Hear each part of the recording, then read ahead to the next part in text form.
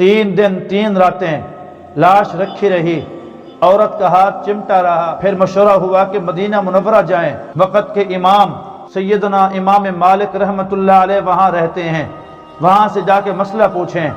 वहाँ बस्ती वाले इकट्ठे होके आए, सैयदना इमाम मालिक रहमतुल्लाह अलैह के पास पहुँचे। इमाम साहब से मसला पूछा।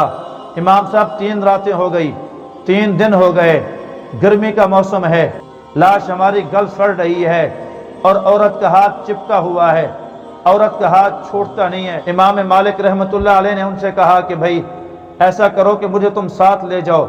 जब इमाम साहब को साथ लेके आए डेरे के ऊपर, इमाम साहब ने पर्दा कराया और पर्दा करा के जनाब औरत से सवाल किया कि बीबी, जब तेरा हाथ चिमटा था तूने उस वक़्त क्या कहा था? कहा इमाम साहब मैंने सिर्फ ये जुमला कहा था, इस मैयत का, इस औरत का ताल्लुक फलां बंदे के साथ था।